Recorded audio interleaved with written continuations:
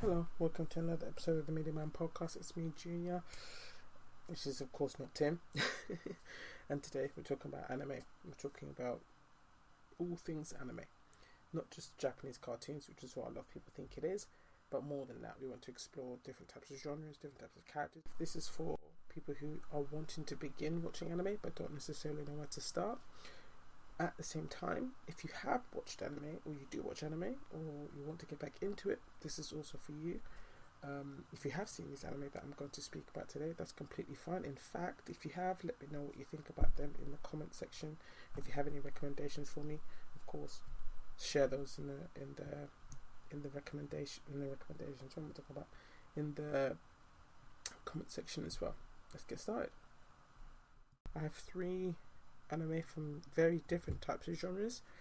We have the first one, which is going to be Apothecary Diaries, and of course with each one we're going to go through what makes them unique and different things like that. Secondly, we have a Spy Family, and then thirdly we have Tomo-Chan is a girl. So we'll jump straight into it with our first pick, which is Apothecary Diaries.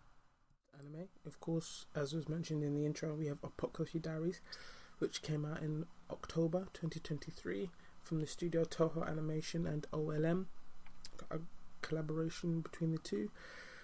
And because of that, we have a wonderful presentation of a mixture of 2D and 3D animation.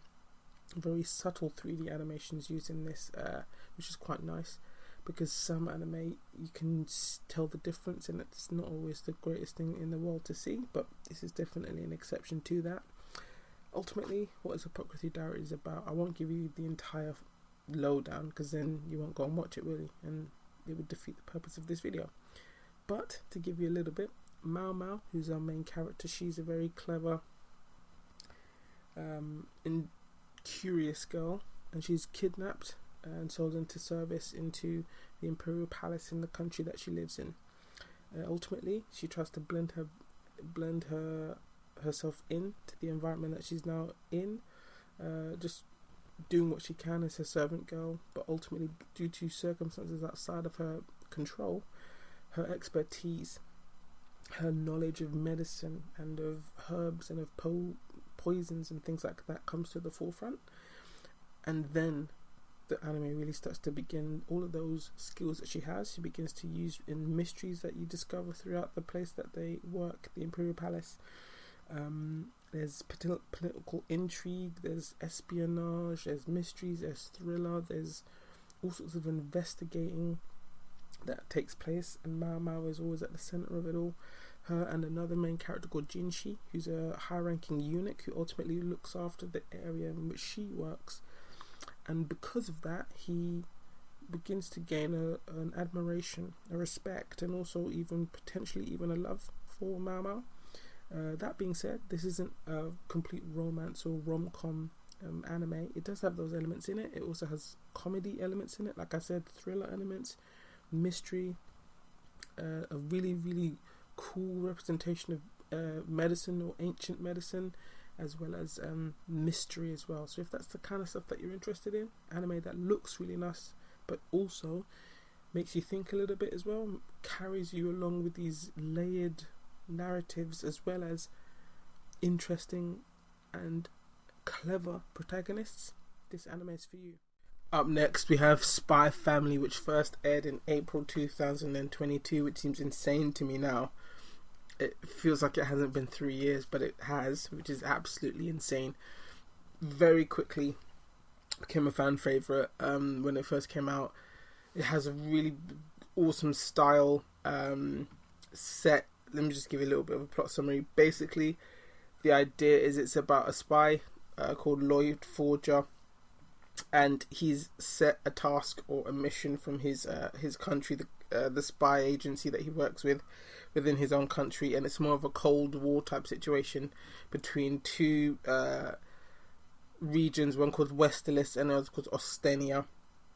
And the idea is Lloyd Forger, he's supposed to infiltrate a particular organization so that he can get close to a specific target from the opposing country. But in order for him to do that, he needs to basically create a fake family so that he can initiate the mission. But he needs to have a child ultimately go into this school where this political target is a very well-known member of their school board, and he has a son there, and they basically need that child to be able to befriend the son so that he can get close to this particular target, so that he can ultimately be able to do whatever it is that he needs to do for his country in that regard.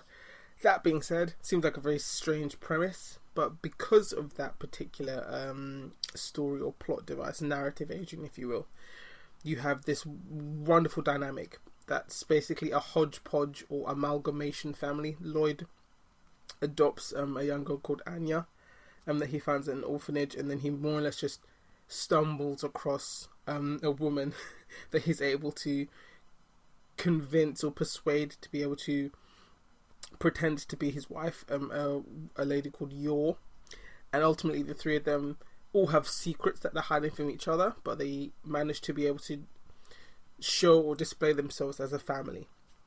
And it's a wonderful show. It's full of action, it's full of comedy, it's got heartfelt family moments in it. There are some moments where you're just like, oh, that was like so nice, like so cute. And then there's just these amazing fight scenes, amazing spy moments. It's like James Bond comedy, family drama all rolled into one.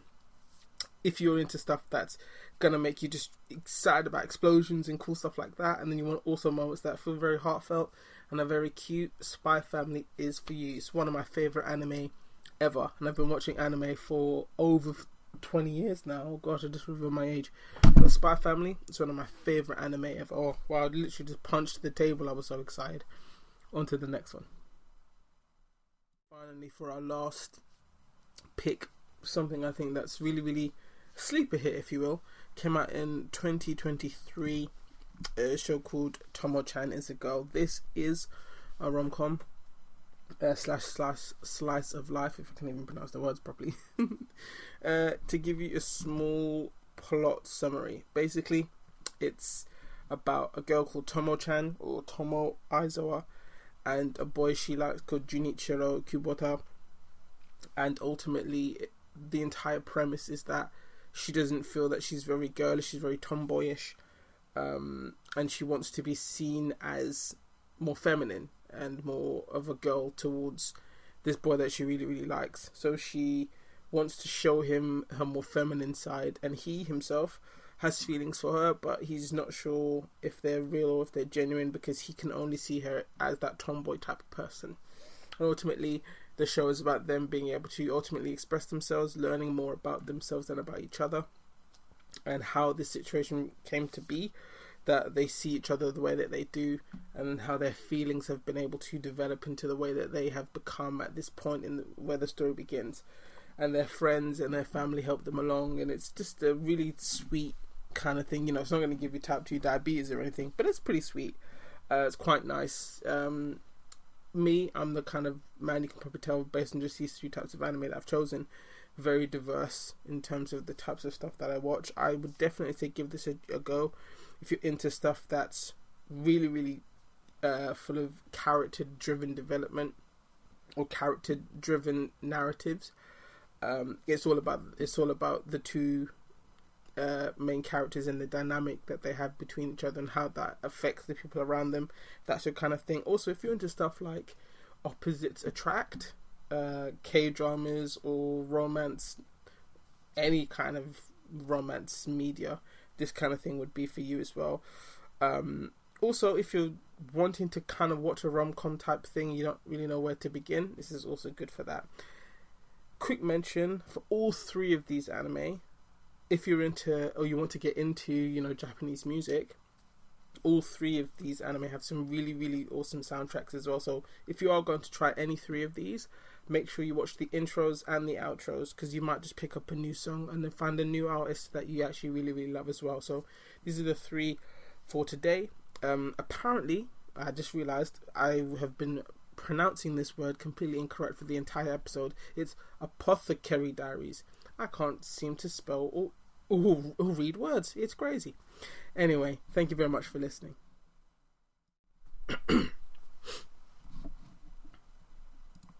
And that's it for today's video. Thanks so much for listening along. I hope some of these anime appeal to you, and like I said before, if you have any recommendations for us or for the channel, please let us know in the comment section.